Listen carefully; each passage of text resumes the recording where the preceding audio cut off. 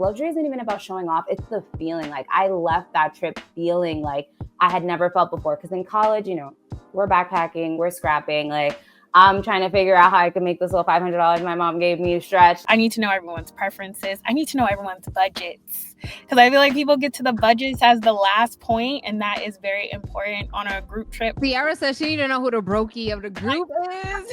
Hey, man, please seek the advice of a certified financial advisor. I am not that. I'm not telling you what to do with your life, and I'm definitely not telling you to get into debt. However, credit cards are definitely the secret weapon of luxury travel. Anytime you see people post it up on IG or TikTok, business class feeds, trust and believe I'm telling you 99% of the time they paid for that seat with points. People don't really look to travel advisors, but you guys work in the field. So tell me a little bit how you got into that and the importance that people may not know of, like why someone would reach out to a travel advisor to plan a trip in 2025. Oh my gosh. Should I start, Ciara? Where should we begin? As an adult now, like I feel like if it wasn't from the pressures from my friends, like Shayla, like all my other friends, I would have never traveled like outside the US. And it's not to say like I don't have an interest. I just think sometimes we get so caught up in like our everyday stresses and like everyday responsibilities that you forget like there's a life outside of stress.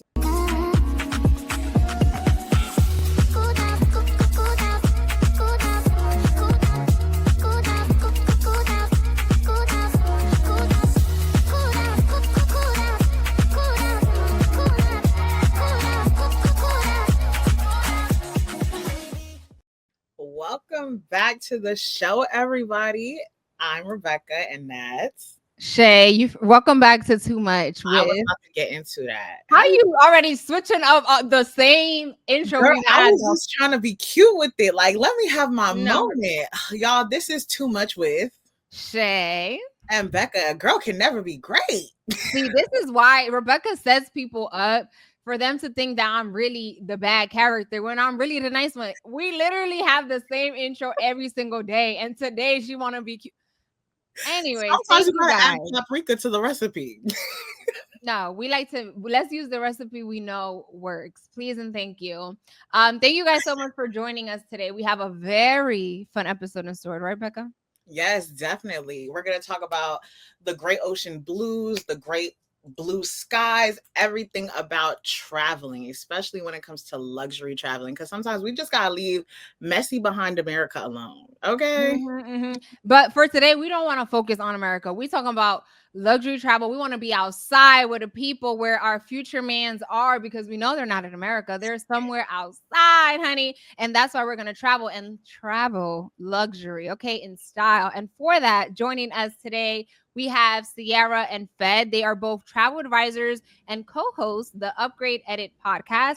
The podcast is redefining luxury travel through truth, culture, and lived experience. They are pulling back the curtain on the industry's most exclusive spaces with no filters, no fluff, just real insight on what's actually worth your money, okay? Because one thing about it is we're not trying to waste our money. And if we do, we want to make sure that where we're putting our money in, we're getting the same return. So first of all, thank you guys for joining us, Ciara and Fed. How are you guys feeling? Good. I'm very excited, guys. Yes, thank you guys so much for joining us. I know we've been planning this episode for a while, and I'm really excited that it's actually coming together, especially like talking about luxury for especially Black and brown people, because you know we deserve it. Right. Absolutely. And a lot of times people, when they think about us, they just want like affordable. It's like, no, we like fancy things too. Okay. But before we get into all things luxury travel, I want to hear from you guys. Like, when did this travel bug spark in you guys? Did you guys always love to travel, or like how did that come to be for you? Ciara, do you want to go first? I'll go first. So I think when I was younger, like a little girl, most of my travel was domestic. But you can ask my parents, any picture you saw of me, I was just happy as can be to be in a new setting. And as I became an adult and had my own fun to travel, I think it really started in 2019 when I took my my first European trip with a friend to Madrid. And I just absolutely just fell in love with a new culture, a new food, new architecture. And I was like, okay, this happiness is a different level than I think I've ever experienced with anything else. So I was bitten by the international travel bug. And then since then, it's just been a priority for me to just make sure I'm prioritizing at least 3 to 4 trips a year, just to find myself, to bond with other people that I may travel with, and just to meet new people. So that's kind of how my journey started. I'll pass it to Fed. Awesome. That's so cool that I have the complete opposite experience, because I also feel like travel has been in my DNA since I was born. I literally had a passport before I had a social security number. My mom's from Haiti, so I grew up going to Haiti every summer, literally from birth. Like, my first passport picture, my mom's holding my head up, and I still probably had like stomach guts from being born. So it's been a lifelong bug. I grew up traveling to Haiti, throughout the Caribbean. So it gave me like a huge foundation around understanding the world and like how much bigger it is than just America. Opposite to Ciara, though, I didn't do much domestic traveling growing up as a kid, because it was mainly like either going to visit family in like Boston, Canada, or Florida, or going to Haiti. Like, it wasn't like, oh, we're going to just go to California for funsies. Like, my mom was not interested in that at all. So I feel like I saw most of the world before I ever even saw the country I was born in and have lived in most of my life.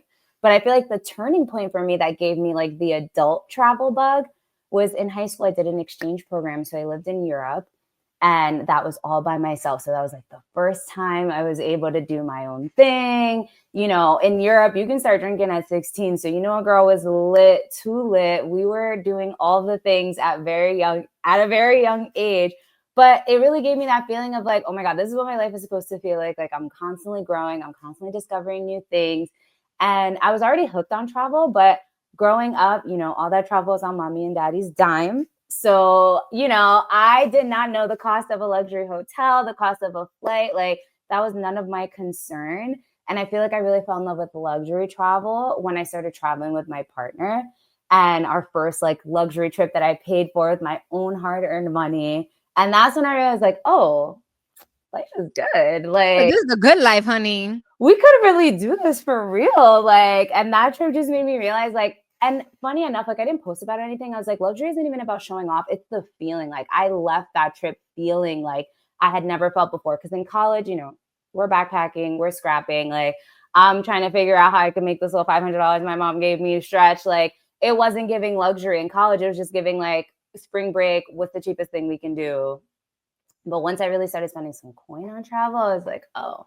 It's like you can't go back after that. And No. to the point of like you going to Haiti, for me, that I had the same experience, right? Like a majority of my family is in Dominican Republic. So I was going to DR as soon as I was able to be on a plane. Yeah. And so traveling was always a big part of my life. But I only went to DR to see my family. Yeah. And, as you get older and you make your own money, it's like, there is a world outside of Dominican Republic. Don't get me wrong, I love it, but it's very different when when you go to your country, you gotta visit family. That's an unwritten rule. If I go to DR and I don't spend the block on my family, that WhatsApp chat is going to be up in arms. How are you in my? Oh, they're about to eat you up.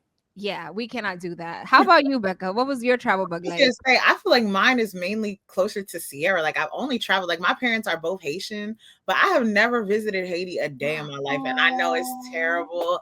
I really want to do it. And we're going to talk, fam. We're going to talk. You're going to put me on how to get there. But I would say, like, for me, like, I travel mainly like domestically. Like, I've traveled to Michigan. I've traveled to Florida. I've traveled to Pennsylvania, but Pennsylvania right there, so it really don't even count. Like, I just feel like I've only traveled domestically. I went to Canada, but it was like for a funeral, so it wasn't nothing for real. Actually, I did go to Toronto, and that was the first time I had Dave and Buster's, but that's like that's really it. But like, I think for me also, it's like as an adult now, like I feel like if it wasn't from the pressures from my friends, like Shayla, like all my other friends, I would have never traveled like outside the US. And it's not to say like I don't have an interest. I just think sometimes we get so caught up in like our everyday stresses and like everyday responsibilities that you forget like there's a life outside of stress, I feel that because growing up, it was kind of like we had to go. It was embedded Yeah. because like my mom had children in DR. So it was kind of like you have to go. But when you get older, it kind of doesn't feel like a priority because you just, especially in America, everything's work, work, work, work, work. Meanwhile, in other countries, baby at 12, when I remember when I went to DR and I had like, I could understand what was happening. At 12, they would shut down everything. Like kids got to go back home, eat, take a nap. And for me, growing up in America, I'm like, what is wrong with y'all? What you mean you get to come home? But like, that's why it's so important to travel because the culture is like so different. And sometimes you're like so wrapped in America that you think that's it, that's all. Yes. Go ahead. No, I was gonna say, yeah, that's so true. But let's, before you guys talk about the podcast, I want to talk a little about being travel advisors because I was telling Rebecca this before we started. That was a big thing for me growing up because we didn't have internet, we didn't have a laptop, so we depended on like a real life travel. I feel like for some people in 2025, they're like, a travel advisor, I book everything on my own. But back then, like, I remember going with my mom to my little travel advisor and they would book us a trip and they print everything out. And it was like, wow. But now I feel like people don't really look to travel advisors, but you guys work in the field. So tell me a little bit how you got into that and the importance that people may not know of, like why someone would reach out to a travel advisor to plan a trip in 2025. Oh my gosh. Should I start, Ciara? Where should we begin? I feel like I'll dig in first with just like a general statement of like not everybody knows how to plan a trip. Like just because like it's easier now with technology, not everybody knows how to plan a proper trip. And I think you know the difference between a trip planned by an advisor and then someone who's just trying to figure it out all by themselves. I'll go into other topics, but that's just the general one. I'll pass it on to Fed. I love that you started with that, Ciara, because yes, I second that. Not everybody knows how to plan a trip. But to Shey's point, travel advisors were such a big thing back in the day because there was no internet. So quite literally, you needed access to somebody. They were the gatekeepers of the world, travel advisors, travel agents. You went to the AAA store. I remember being younger too, going to the AAA store with my mom and, you know, them giving you the little traveler's checks and all. Yes, I would take them home. Exactly. And they were the gatekeepers of the world really back in the day. But with the advent of the internet, we had access to everything. Nowadays, you can just go on Instagram and scroll, look up Morocco or whatever destination and see everything. And it makes you, it gives you the illusion of expertise because you have everything at your fingertips, but it's an illusion because when you don't live in this space day in and day out, you can not only be completely inundated by all of the options and recommendations available, but also like those people are not you and you are not those people. So I feel like nowadays it's becoming more and more common for people to start looking for travel advisors because they're realizing like just because I have all this access at my fingertips doesn't mean I'm the expert. And I actually have no idea where to start because it's so overwhelming. So I think now we're boomeranging back to how it used to be of us being the gatekeepers of the world because they're like, yes, I can scroll TikTok endlessly and see all the recommendations, but now what? Like, yeah. And I think a lot of people also don't realize, yes, your favorite hotel or your favorite booking site may have like an annual, biannual sale, but I think the amount of exclusive perks and expertise that Fed was talking about before that advisors have is something I think a lot of people just don't know. And when they do experience an advisor, they're like, oh, okay, this is different. And this is an opinion, experienced opinion that's outside of myself and social media. Mm-hmm. And I just want to ask really quickly. So like I said, personally, me, like my parents, we weren't flying nowhere. We were just driving everywhere. So like, I remember like they didn't have the GPS. They were printing out the little map directions and we were just figuring out where to go from there. So like, for me, like I never heard of like a travel advisor until like, I want to say college maybe. Like I never even knew this was a thing for real. Like I used to hear it in movies, but it was never like something that clicked for me. So like hearing y'all talk about this, y'all said book list, I'm like, I have no clue what y'all are talking about. But I think it's because mainly if you had like internet access maybe, but because you were traveling domestically, I feel like it wasn't as necessary versus like when you're going to a different country, there was different rules and things that you needed to have squared out before you're actually able to travel. And so the travel advisors, for me, like when we used it, it was like the middle person. They took care of everything. So once we got to the airport, it was just, I'm here. They printed everything. They made sure when I arrived, there was someone there to pick us up. It was kind of like, it's kind of like an assistant in a way for your travel. Like they book everything. They make sure that everything is set up for when you arrive. So like, I kind of wanted to get to that question for like, so like for someone who is possibly who's like watching this and they're like me and they've never dealt with like a travel advisor, like even now if I'm traveling, like I just do everything myself, like just describe like, you know, what is the responsibilities of a travel advisor? Like what do they do from beginning to end, like when they reach out to you? Yeah, I'll take this one because I just recently worked with a client who is their first time using a travel advisor. And I would say, before I even walk you through what it's like to work with one, I feel like people don't understand their biggest asset in life is time. Like time is the biggest asset. Before money, before anything, your time is your most precious resource. And that's what we save you. Because like I said before, just because you have all the access in the world at your fingertips, the amount of time it takes to scroll through all of the TikTok videos about the destination you wanted to go to and scroll all through every list on every website and every IG post, like you could spend a whole work week, literally 40 plus hours just researching one single trip, versus me being the expert, already have sent clients there, already am an expert, already have the connects. I can do that in a quarter of the time. And so first and foremost, I will say that like, I don't even consider myself a travel advisor. I'm like an asset manager because I'm managing your biggest asset in this world, which is your time. So how does it work really? One is finding an advisor that you are aligned with, because there's so many different types of travel advisors. Like Ciara and I work in luxury, but there are folks who do more like family trips. There are people who literally only sell Disney. Like they are Disney experts. If you want to go to Disney, go to them. There are people who only do cruises. So first, finding the advisor that you vibe with and that understands you is the first thing. And then also one that specializes in the type of trip you're trying to take. And typically it's just something as simple as like reaching out, whether it's through a form or if they have a say, however you reach out to them, but reaching out and having just a consultation. Typically, what I like to do with my clients is just start with the why. I feel like a lot of people start with the destination, like, oh, I want to go to Miami or I want to go to Paris. But I always start with the why for my clients, because to me, when I'm planning a trip, I'm planning a purposeful trip. Like it's not performative. It's not about recreating what you saw on IG or TikTok. It's about what are you looking to get out of this trip and how do you want to come back feeling? And then I will pick the destination that will give you the experience that you're looking for. And I feel like that's why people have such terrible trips and then go on TikTok and do their think pieces about why they hate Paris or why New York City's so overrated. And it's like, it's overrated because you tried to plan 13 things in 3 days with $200 and did not know anybody on the ground. Like, yes, that probably is why your trip sucked.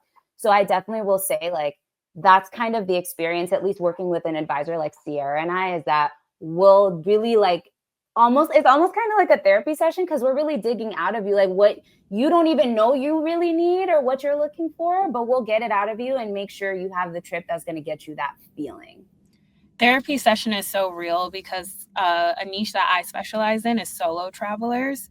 And especially when someone is going on their first solo trip, it's a lot of asking questions of like what they know about solo travel. Do you follow any creators that do it? Does anybody in your family do it? Because I don't think people understand how rewarding and beautiful the experience is, but also how overwhelming it can be with all the different emotions and like even just being human, our senses, going to a new place with new languages, new cultures, like how overwhelming that experience can be.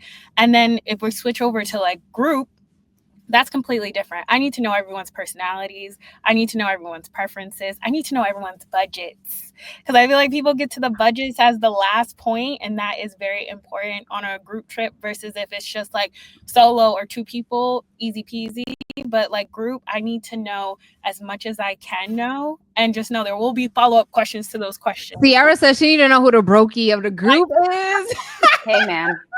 Not the brokey. Questions need to be answered. Maybe the person that just has to like plan a little bit more ahead, and there's nothing wrong with that because we're going to get into that later, but it's just, I really want to know everything. And then when you get back, I'm taking information from my clients, from my future clients, because I think in travel, you think you know everything, but there's just so much more to learn. So definitely. She said, I'm trying to figure out who trying to pay $15 and who paying $1,500. Just be honest with me. It's going to pay off in the end, I promise. That's what I'm saying. It's a therapy session more than anything, because a lot of people, in the same way that people will be like, oh, they want to plan their birthday or they want to plan their wedding. Like everybody has an expectation or an idea of what they want. But when it comes down to putting pen to paper, putting the card down into the card information, that's when the real everything comes out. So we really are kind of like therapists for real.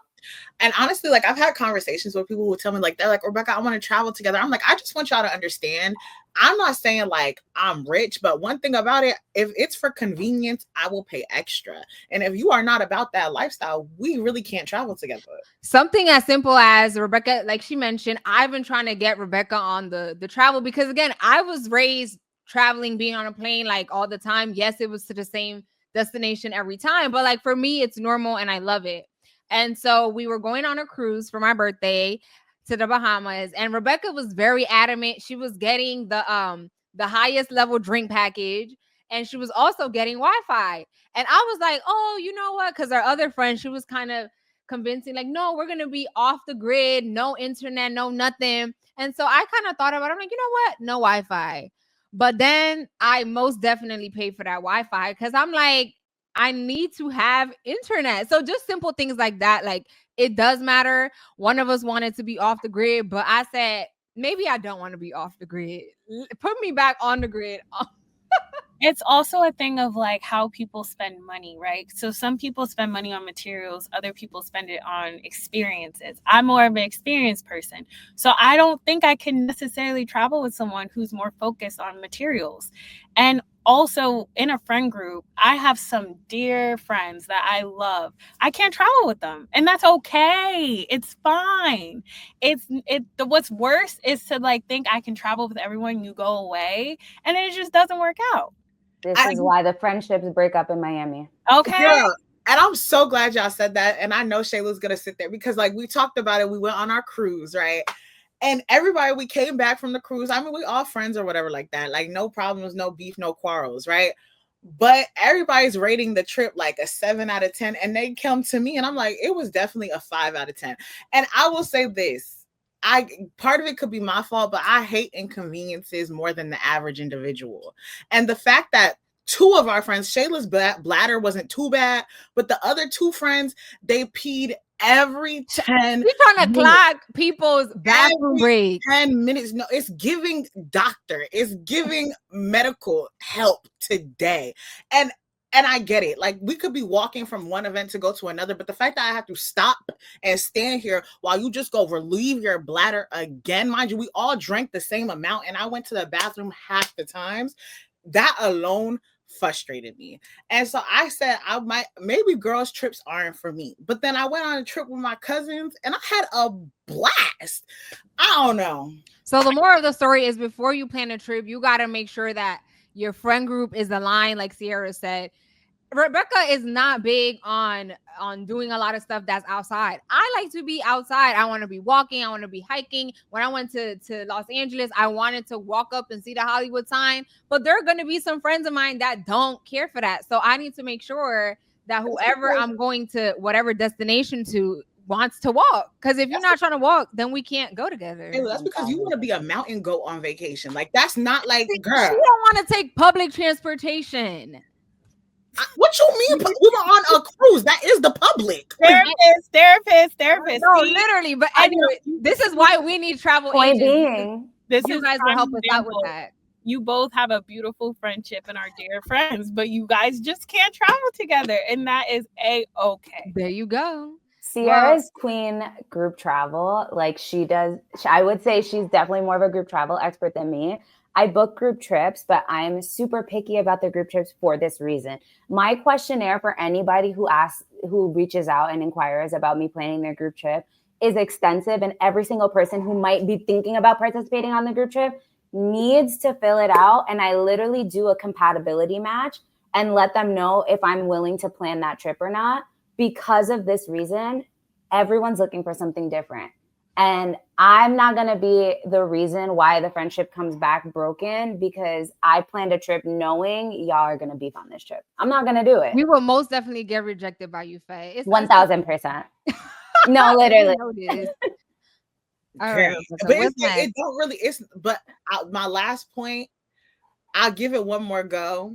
But it can't be on a cruise. At least I don't think, like, I can't be in a confined space and the only exit is the water. Like I'm not Poseidon, right? I can't leave y'all. Like I literally can't go nowhere. I love my little cruise vibe, but it's okay. To each their own. Definitely. And like you guys gave a bunch of great tips and everything like that. But I also want to get into like the hacks. And like you mentioned, like solo travel. So like what are some of your favorite hacks for like leveling up a trip? Leveling up a trip. That's interesting. I would say to level up a trip, first, I think you have to figure out like what is the baseline experience you want to have, and then what will add to that. So something that I do with my clients whenever they inquire, because I my niche is more in like hyper luxury, once in a lifetime experiences and trips. For me, I want to know that I'm going to be able to add to your experience. And I think everybody needs to understand that when they want to have like the most amazing experience, the first thing you need to figure out is what is the baseline experience you want to have, and then figure out how you can add to that. And that just starts with asking yourself, again, purposeful questions about like, what is the purpose of this trip? What are you looking for? And like, what can enhance that experience? Because it's going to vary based on like so many different factors. But asking yourself those first preliminary questions will help you kind of understand like, okay, what can I do that would like make this epic? And this may, be controversial. I don't know. But for me and for what I recommend to my clients, don't just stick to the tourist spots. Like when you're going somewhere new, it could be to South Dakota. It doesn't matter. But I think going to where everyone tells you to go or what you see the most on social media is not going to be as rewarding than like going where the locals go and where a place that is rich in culture and you can actually take something away from it. Also, if you're not going to where all the tourists go, less lines, less people. And like you can, especially solo traveling, you can really just zone in on the experience and fully process everything. I don't know. In my experience, when I go to like a random bar that's like maybe not in the downtown area, or like in the Caribbean, for instance, if I'm going to like the neighborhood bar or restaurant that only locals go to, or maybe I'm going to a food truck or like some guy in the middle of the street that's serving up coconut rice and jerk. I don't know. It's just a better experience for me than going to the spot where everyone goes. Sorry, go ahead, Shayla. No, I just wanted to, I'm gonna kind of talk about credit cards, but you could go ahead with your point. I was gonna say, like when we went to the Bahamas, I think that's another reason why I don't think I like cruises, because like I don't like time restriction. And like I feel like Shayla and our other friends, like while we were on the beach and everything like that, we were all having like a good time together. But then we also all had to be back on the boat by 4:00. And so like how far we could go into the Bahamas was like kind of restricted, because it's like I wanted to go to where the locals were and Shayla was interested in that. Like we were all interested in that, but we kind of had to stay where the tourists were, which was fine and fun. But it's like, I think that's definitely something to consider as well. Yeah, she want to be outside with the people. But again, that's why if you have a travel advisor, you would tell them like, listen, I'm trying to be outside, and they'll put you on.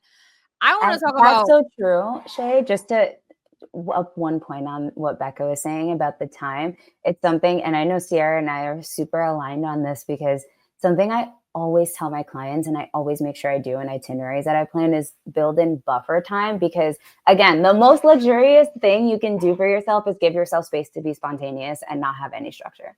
Like, and we talk about this in our podcast. We talk about even when we're talking about destinations with people, and in our episodes, we always make sure to stress that you want to make sure you give yourself the opportunity to be spontaneous and discover something new. Some of the best travel experiences I've ever had have been things that weren't planned on my itinerary, but you just stumble around a street corner, some strangers talking to you at the restaurant. Next thing you know, they invited you, and you need to be able to give yourself that buffer time. So I'm so sorry for the itinerary warriors watching this who like to have every minute of their trip planned. Giving yourself that intentional space to be spontaneous will transform your travel experiences. That's Shayla. Shayla's my itinerary friend. I do but I also I think it is important to build in time because sometimes you come back from a vacation and you more tired. And I think that sometimes happens when you Speak on it. overload. Me every time, like something has to give, because I feel like my like 25, 27 is hitting me. And I just feel like I need to start figuring out the difference. And this is what I tell my clients all the time. And we talk about this on the podcast. And this is on our social pages. So this is very important to us. The difference between a vacation and a trip. All of my travels are trips. I don't have a time to lay my head anywhere. I'm running on like 2-3 hours of sleep. And it's like, and I used to get frustrated at people that like want to go away and sleep all day. But I'm understanding it a little bit now. Because it's like your day-to-day regular life crazy. Then I go on a trip, that's also crazy. Like it's life-changing, but tiring. So it's like it's trying to find that balance. And like for me, I'll torture myself. I'll go through it. But for my clients, that's what I don't want for them. So Yeah, That is what you preach, Ciara. I know, and I don't. Especially if I drop a bag, like I want to feel refreshed and rejuvenated. Because if the next day I gotta go back into work and I'm more tired than when I left, I'm like, what was the point? You see, I think that's my problem as well, because like even when we were like when we were in the Bahamas, there was one point like they're like, let's go in the water. I'm like, I want to read my book. Like, let me read a book, please. Like that's it. Okay, but Rebecca don't want to interact with nobody. But this is why, listen, if you're watching this and you are always bickering with your friend, y'all not meant to go on trips together, and that is okay. Y'all have local trips. I was the life of the party though. Like it's Hear me out. I'm like a Gemini. She don't want to interact with anybody. She does interact. But you out here reading your book when it's like, girl, I like alone time sometimes. Okay. So guys, this is the first question I ask every group trip that I plan. Before I say yes to taking on the client, I ask them, what story do you want this trip to tell in your life? And if you cannot answer that question and everybody's aligned on what they want from that trip, the trip is not leaving the group chat, respectfully. It's not. Yeah. Because if you want a crazy pop-in girls trip, you know, banana, Tiffany Haddish, like if that's the trip you want and then your other friend wants to read on the beach, like what, y'all should not be going on the trip together. Like the story Becca wanted to tell was about the book that she read on the beach, and Shey wanted to talk about the people that she met in the Bahamas. Not aligned. But to be fair, like I don't want to paint a crazy picture. Rebecca is still the shaking, the behind, she want to take the liquor from the random stranger, and I'm like, girl, let's not do that.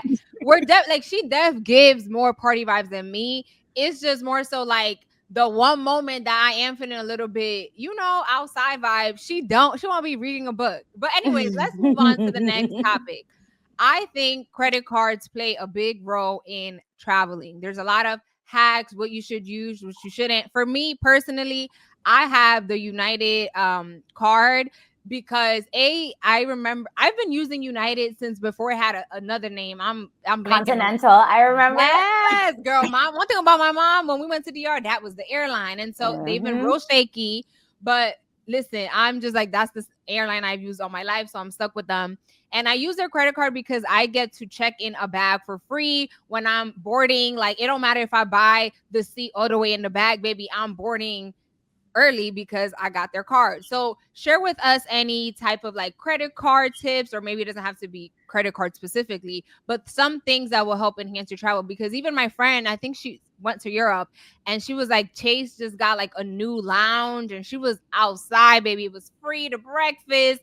It was giving luxury. I just want to add really quickly, like, because I'm new to travel, like I think for me, like even when I was planning to go to Puerto Rico, everybody's like, oh, like put it on your credit card. And I'm like, I sometimes lack self-control. So like, I'm like, if I put it on my debit card, I know I'm gonna be like somewhat like strict with it. Right. So like, do you guys recommend debit cards as well? Or is like credit cards is the way to go?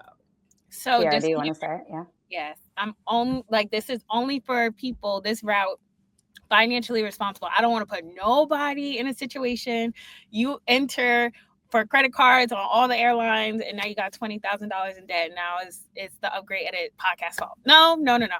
But I think if you already have credit cards that you use for like errands or day-to-day expenses, some people even use rent, I think if you do travel a lot or you want to start traveling more frequently, getting a airline credit card is the way to go. One, because of what Shey said earlier with all the different perks you get. But I also think when you're opening up a card, if you already have, like, say, a home improvement project or another trip that you have to pay for that's over a couple $1,000s, you can then get entry points towards your next trip on that credit card. So I think it's a strategy of moving whatever you're charging on another credit card, you're not getting anything back, just charging on travel credit cards and you're getting miles towards your next trip. Those lounges have completely changed my airport experience. I used to hate the airport, but now every time I go to the airport, I'm at a lounge. And it's an amazing luxury. I get to charge my phone, I get to eat, I get to get a little drink before I get on the plane. I also think when it comes to your bags being overweight or like you just needing more help, you needing concierge support, if you have that card, I'm not going to lie, they do treat you differently. I also think by year 3 or 4, when you're using these travel credit cards, you'll see your flights will then become free or 50% off because you're racking up these points and you don't realize. But when you go to get a flight to Hawaii or Dubai, whatever it is, and you have a certain amount of points saved up, now you're saving on your next flight. Or you're even saving on like a full vacation package that could include a flight, a car rental, and your hotel. So I think it's something of like, depending on the way you travel, you should do research or go to your travel advisor about what's the best strategy, what's the best card. There's different tiers to travel credit cards. So I think you should go to someone that has more expertise to direct you in the right direction.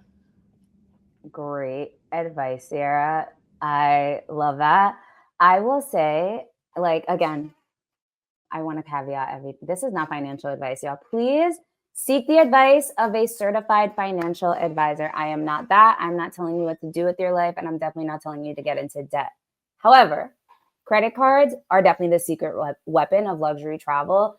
Anytime you see people post it up on IG or TikTok, business class seats, trust and believe I'm telling you 99% of the time they paid for that seat with points. It's really a secret weapon, but the problem is most people are doing it completely wrong. So definitely echo everything Ciara said. I feel like my approach to credit card points when it comes to travel is more thinking about it from an investor perspective and not a collector perspective. And what I mean by that is a lot of people chase sign-up bonuses, which is a great tip that Ciara gave. Definitely utilize sign-up bonuses, but you have to understand how to maximize that ecosystem, right? So for example, Shey mentioned that you're a United girly, love you down. So you have the United credit card. Makes perfect sense because they probably service most of the routes you travel on. And if you're a loyalist with that airline, of course it makes sense for you to have a United card. But some people like myself, I am not loyal. I chase the cheapest flight. So for me, my strategy, which is different from Shey, is I look for cards that align with my lifestyle and the spending I'm already doing. And I just maximize the spending I'm already doing to get points on the cards that make sense for me. So I think that people should really think about, before you even think about opening up a travel credit card, you should make yourself a travel bucket list or like an annual travel calendar of like all the places you've ever wanted to go, and then look up the airlines that service those routes.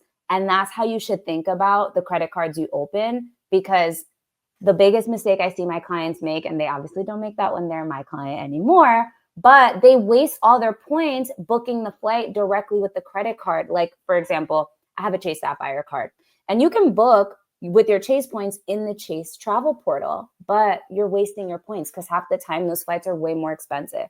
What you need to be doing is transferring your points to transfer partners. So what that means is each type of credit card, so Chase has airlines that they work with that they call transfer partners. So you can travel, you can transfer your Chase points to those airlines, JetBlue, maybe United, Delta, whatever it may be. I typically, my two travel cards that I really use are my Chase Sapphire and my Amex Platinum. Amex and Delta go together real bad. So I know if I'm using my Amex card, I'm booking with Delta. If I'm using my Chase card, I'm booking with United. But I'm transferring those points. I'm not booking in the portal. Okay, guys, do not book in the portal. Transfer those points. And then also you really want to be thinking about maximizing the benefits of the card, because while travel points are good, like Ciara said, there's so much more access you get from these credit cards that go beyond just the points that you're using on the hotel or the flight. Lounges. Love me an Amex Centurion lounge. Eats down. that alone, because I travel so much, it pays for the, I'm going to cry saying this, but the $700 annual fee for that credit card is, I'm telling you, I get I know. I said it. I just said I'm shedding a tear, but the benefits of that card outweigh how much I'm paying in an annual fee for it. Same thing with the Chase card. So you want to look at all the benefits and make sure you don't have overlapping benefits. Like I know Chase has the Sapphire card. Now they have the Sapphire Lounge, but it's only in like 2 airports. There's an Amex Lounge in almost every major airport. So for me, that benefit makes more sense. I'm not going to open a Chase Sapphire Reserve card, which is like the Amex Platinum competitor, when there's more Centurion lounges than Sapphire lounges. So just be strategic about the benefits that you're getting from each card, making sure you're spreading them out and then being strategic about it. But trust and believe, you can get some crazy deals on points. And I also, oh, I'm sorry, go ahead. One last point on a lot of the travel credit cards will give you an allowance for TSA pre-check, which like saved my life, and global entry. So and clear. Yes. So you do not you don't understand when you're coming back from an international trip, you're exhausted, and I can just walk right through that global entry line and you have to stay on the line for 30, 40 minutes. It really does change your travel routine, which honestly makes me want to travel more because it's the perks make the trip luxurious. Like the perks of the card sometimes make the trip more luxurious than the points that you're using to get the free flight. Like perfect point that Ciara made. I don't have TSA pre-check, but when I tell you, since I've had clear, I show up to the airport 10 minutes before my flight is boarding. Yes. Baby, I'm the typical Caribbean. I'll be there 2 hours. 3 hours. What? That's me as well. 10 minutes, I see you repping Homeland, Shey, by the way. I see Nassau. You know, I was trying to give tropical vacation because for me, anytime I go on vacation, there needs to be a beach attached to it. I haven't evolved yet to the I need a traveler. Beach. Yeah. No. I'm not giving my money for that. But I think it's very important what you guys said of like knowing what you want before you get a credit card. Because I know for me, I took a very long time to figure out what I wanted to get, because yes, they paint a very beautiful picture. Like you can get this, but you need to take a step back and realize, how often am I going to travel a year? Because for me, like I know I'm not going to be traveling often. So for me, it made sense. Like I already know maybe one time a year when I travel, I'm using United. So I'm going to go with this. I could afford their yearly fees, because that's another thing. Yearly fees are very much a thing. Don't get got on that. So make sure that you are able to maximize all these things. So when you do pay, it doesn't feel like a burden, because the last thing you want is to have a credit card that feels like a burden. They're supposed to make you feel like it's benefiting you. And also to the point of points, I'm going to DR in October and I literally paid $30 for the flight. Amen. Which it wouldn't have happened because, again, I also use it for regular purchases, right? Like for gas, for this, and you rack up points that you can use towards buying a flight. With money you're already spending. And that's to your point, Becca. You were saying how you feel like when you use a debit card, again, I'm not a financial advisor. This is not financial advice, y'all. But to your point, though, about using debit cards, because sometimes it's a little bit easier to have that discipline of like, well, the card going to decline if the money's not there. With the credit card, I was just in Europe and I was like, wait, damn, this card not going to decline? Like with debit, it's strict. But if you're already doing the spending, like getting gas, going to the grocery store, and your credit card is giving you 3 times the points, 2 times the points. Like I have an Amex card, I get 4 times the points on dining. I'm already going to order DoorDash. Now I'm getting 4 times the points just for being big back. Like that makes sense for me. That works for me. Yes. And like, I feel like I've been on the side of TikTok that gives like all these different travel hacks. Some of them are scams, so don't listen to them because I was almost fooled a few times. But like they were saying that you can go on certain websites, like for certain airlines. And if you shop through them, like, you could shop for Sephora and things like that. You get those type of points and those can go to like different like flights or whatever it is. So like, do y'all recommend that as well? Definitely. Absolutely. I think that's some of the most underrated, like that people don't even understand. Like so many brands have partnerships with like airlines, like Lyft has a partnership with Chase. So when I take Lyfts, I get extra points just by using my Chase Sapphire card. Same thing with Uber. Like I get Uber credits from my Amex card. Like there's so many different ones of those partnerships. And sometimes they'll have like deals. So you have to go into the app and see like what offers they have. But I've gotten like, I needed to get a random like thing from Land's End, and Chase just had like a 5x deal with them that quarter. And I just activated it, used my card at the store, and then got the extra points. Like maximizing those benefits is really where like, that's the major key alert. I have to say one thing about T-Mobile got all the perks. I remember one time I was going, again, you guys, my main destination is DR. So I was going to DR and I'm like, oh my God, I need some Wi-Fi. And I didn't even know this, but they had this thing that like, they give you like 2 free Wi-Fis a year. And so I didn't have to pay for it. And if I didn't search, I would have paid the money for Wi-Fi when I already had it for free. So make sure you do your research.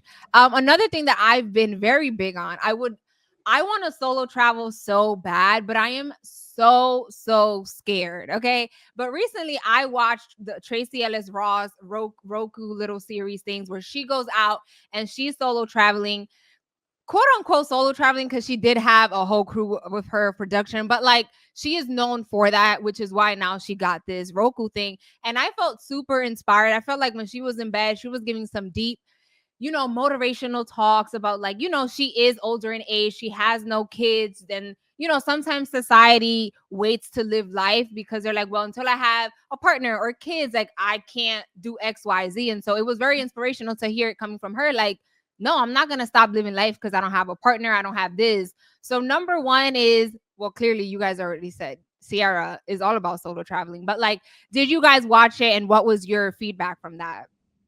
Yeah, so one episode that I watched about 4 times was the Morocco episode, which I think was the first one. We did on the Upgrade Edit podcast a whole episode just on Morocco, and a lot of the places she went, we included in our episode. So, and I've known about these places, but it was amazing to just see her experience them in real time. And I honestly think Tracy Ellis Ross is just known for just being completely unfiltered, honest, and completely herself, which is why I love her the most. And I just feel like it was a different point of view on solo travel. I think a lot of times people promote solo travel as like rewarding and it boosts your confidence, and all those things are true. But there are moments in solo travel that can be very hard. And even for her, I'm sure she's been I think she mentioned she was solo traveling in her 20s. Now she's in her 50s. So she's been doing it for a while. It could still have its moments where it's overwhelming. But getting through those hard moments, you build so much trust and love for yourself. Let me tell you, when I come back from a solo trip, there's nothing I can't do. Like, it's increased my confidence so much of like, and don't follow my advice because God protects me and keeps me safe. But there were some nights where like I was terrified to go out by myself. I'm like, what am I doing? I can't go out by myself. And then I go out and I push through it. And I remember those moments that when I'm back home and I need that strength again, I just channel that exact moment.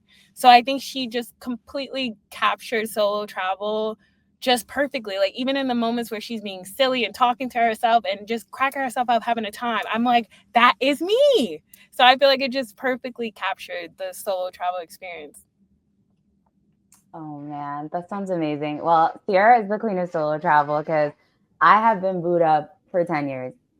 I'm trying to be like you, man. Okay, listen, I want me a little vacation under my belt. Like, oh man, guys. I'm trying to be on somebody's balcony, if you know what I'm saying. Yeah. Listen, I am blessed and highly favored. Like, this is not me complaining, but I'm married and I've been in a relationship for 10 years. So I haven't actually had my own solo travel journey really like in my adult life. Like, obviously I did my abroad program, but I wasn't even really alone because I was a part of a program. And I'll be honest, I've only caught clips of the solo travel show that Tracy Ellis did on social media. But from what I've seen, it's such a beautiful representation of solo travel, one, but solo female travel, which is very different. Like there's not enough conversation about what it's like to move through the world as a woman, because again, the world is very different. Cultures are different, places are different, and we're received differently everywhere. So I thought that was really beautiful. The age aspect of it is beautiful, seeing a woman who's older, who's now waiting to live her life. And I feel like that's something that a lot of people can learn from, whether it's solo travel or not. Like, live your life. Live that life. You have one life, and days become weeks, weeks become months become years, and those years end up being your whole life. And if you're waiting for that one day when I get my man, when I get the job, when I get this, you're going to look back your whole life past and you never did anything you wanted to do. And I love that she's showing people like, you can do it without the man, you can do it without them kids, you can do it without anything. Just all you need is you. And it's so beautiful because I feel like people, like Ciara said, you learn so much about yourself, things, because you're in experiences and situations that you'd never be in your regular everyday life, like having to navigate a language barrier, or figuring out transportation, figuring out signs, going out by yourself in a whole new country. Like those are the kind of growth experiences that you don't get just sitting in your hometown or wherever you live and just living your day-to-day life and never leaving. So I feel like it's such a developmental thing, and I really want to experience that. One day I will take a solo trip by myself. And I love that she kind of just showcased that solo travel isn't about isolation. Like you don't have to be isolated just because you're alone, because first of all, you're never alone. Like there's always people around, but it's just the intention that you bring to the trip, and you end up connecting with yourself, which is the most beautiful thing. And then coming back with this confidence that you would have never gotten had you not done something like that. Definitely. And I think like for me, I've always wanted to do like solo traveling, but also like I don't even travel with people, to be just figuring out time to travel for myself. But I will say, like, as someone who used to, like, when I was in high school, like I used to always want people around me. Like if I didn't have somebody, like I wouldn't even go get a slice of pizza. Like I always wanted somebody around me. But then I think going to college, like I was like, that's a goal for me to break out of that. And I think doing that in small variations just to get yourself like acclimated to that idea also works. So like I would force myself to go get food by myself. Like I'd be like, okay, let's go to the mall by myself. And like doing those little things, I think helps build you like the courage. I mean, we're talking about traveling to a whole nother space by yourself, but I think like, implementing little things that like help build that courage is the best way to get to that solo traveling era, you know? And also, like Rebecca, she would not gonna say she made fun of me, but like because I want to solo travel, I have to start small. Because yes, I'm a very social person, but that's a big deal going out of country. Like, I don't know. So anyways, like I go to movies by myself. I went to concerts by myself. And Rebecca, right? She ended up going to a concert by herself. And it's like, once you do it, you're like, oh, this is what I was afraid of. Yeah, it's like take baby steps. Like you were saying before, some people are still at the stage where they need a companion and everything. So it's like take a walk by yourself, do a workout by yourself, go to, I wouldn't even say dinner, like go during a weekday, go for lunch. Because I will say like weekend at night, like it's a lot. Like I wouldn't, if you're just starting, don't do that. Just take baby steps. And when you feel like you're comfortable, take a domestic trip, or maybe take a day trip within your own state. Take baby steps, because something's wrong with me. Like I like to just go all the way, but not everybody's like that. No, but I get it though. Like I remember I did a spa day by myself, and I'm telling you, I came back way more relaxed than I would if I had even the closest friend with me. It's just like, it's something peaceful about being in your own space and being able to just like go through your own head. Cause I'm a very self-reflection type of person. So like when you're like self-reflecting by yourself and like no one else can sit there and bother you, it just gives you like moments of clarity and you get more in tune with who you are, you know? Yeah, you just get to do what you want when you want it. If you want to read a book all 5 days, baby, you can read books all 5 days because you alone. So I want to, before we get into our little finale and talk about your podcast, what has been your favorite destination thus far? OMG, that's the hardest question. Every travel advisor gets asked this question. What's your favorite place you've traveled? And it's like the world. But that's a cop out. No, I know it's not the world. Maybe is top 3 better? I have a tiebreaker. Okay, so I have a tie. My 2 favorite places I've ever been are Bora Bora and Thailand. I can't pick between the two because they both gave me such transformative experiences, and they're like, there's just no way that you could put them up against each other. But those are my top 2, I would say, Thailand and Bora Bora. Do you know that I want to go to Bora Bora for my honeymoon? Oh, you should go. You don't wait for your honeymoon. I went for my 25th birthday. You should go now. Just go now, girl. Oh, Shayla, we're going for 28. We about to be 8. Okay, girl. Baby, I'm trying to make it more than the United States of America. Okay, Bora Bora spell how many words? I mean, how many letters? Goodbye. Ciara, if you don't have a top, we'll take top 2. Okay, so top 1 is definitely my very first trip to Lisbon, Portugal. Like, I don't know what it is about Portugal. And I just went this summer for Afro Nation. I touched down and I just become a new person, and just everybody loves me. The energy is amazing. I love everybody. Like, it's my place.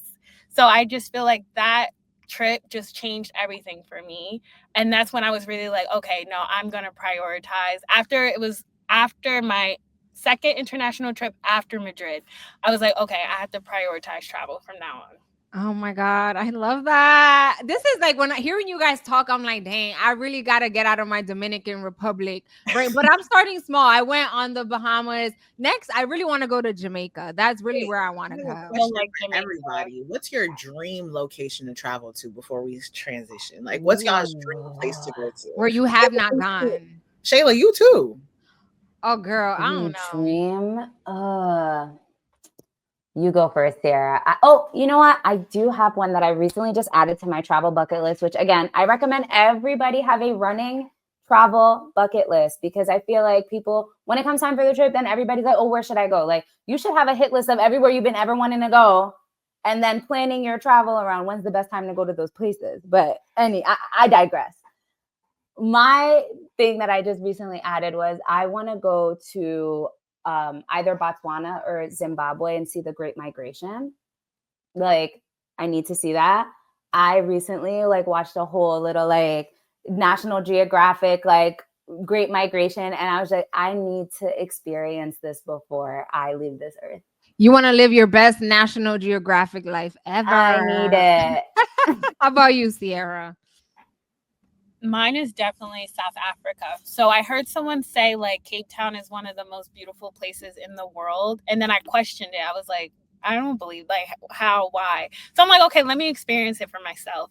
And if I were to go, I would do Cape Town and I would do Johannesburg. That's my dream trip. Ciara, let me plan your trip. Okay. I sent a client to Cape Town and they came back engaged. I love that. Yeah. Wait, did you know they were going to get engaged or no? No, literally right after that trip, he calls me and he's like, I'm going to propose to Tolu. Can you plan? Oh, not me. Sorry, not the name drop. I'm going to propose. Help me plan the engagement. I was like, okay. That's a lot of responsibility, period. I love that. Shayla, how about you? I don't know. There's a lot of places because I've gone nowhere other than DR and Puerto Rico.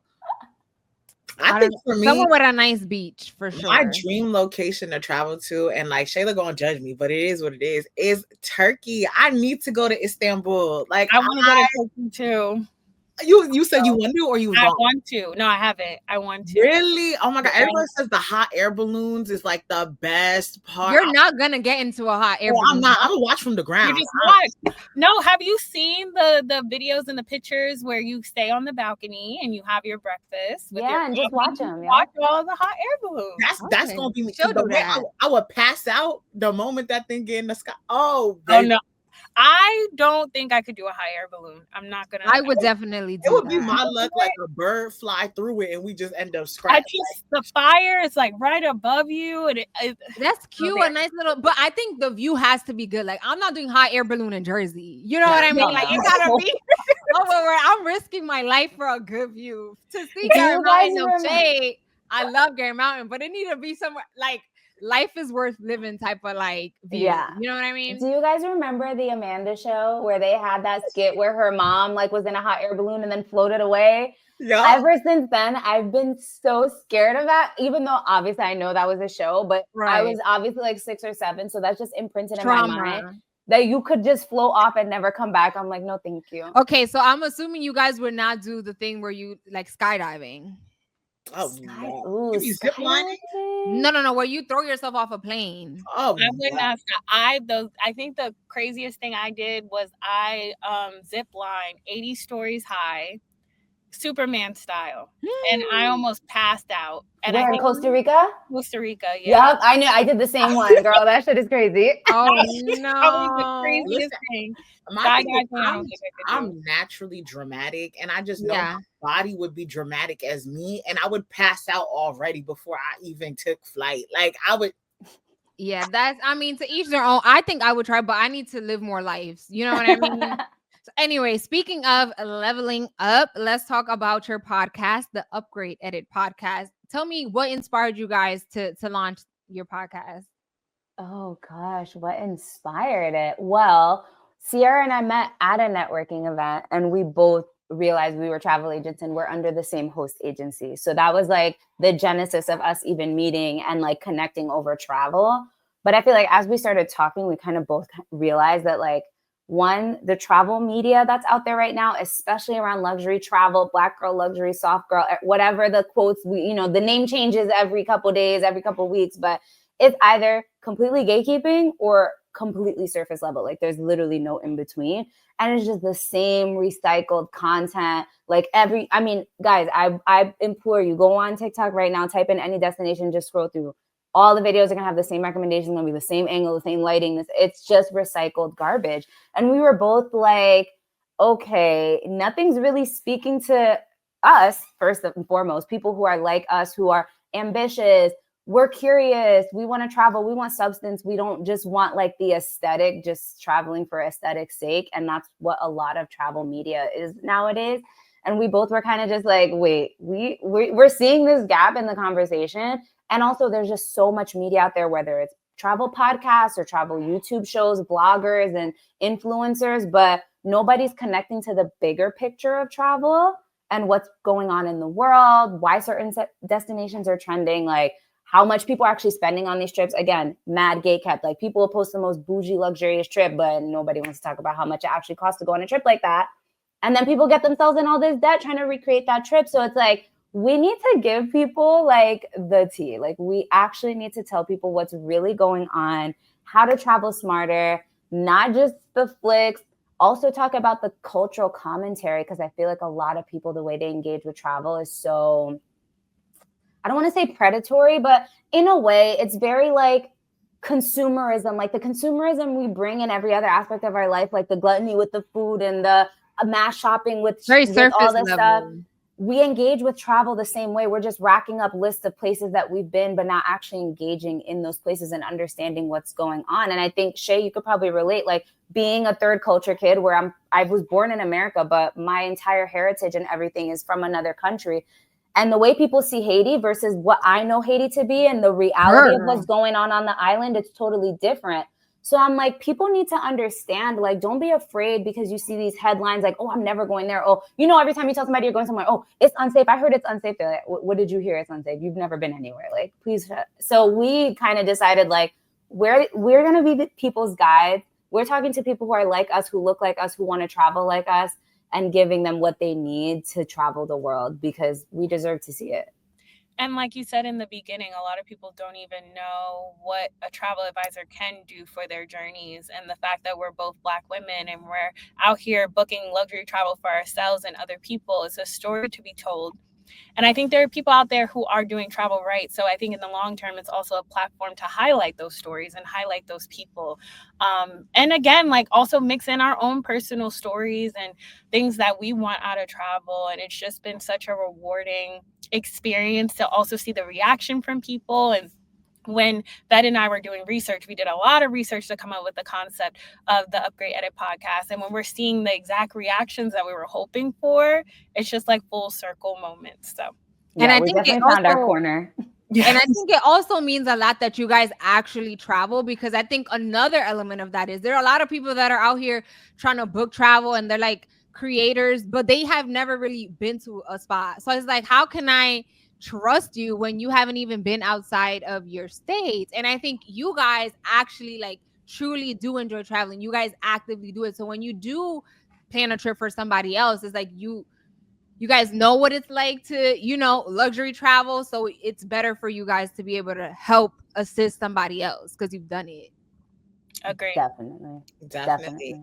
And first off, y'all have been giving all the tea. I've been racking up making mental notes. I swear. I'm about to go on a luxury trip, and the way I'm about to surprise the world. I'm ready for it. Pop out. We're ready to see it.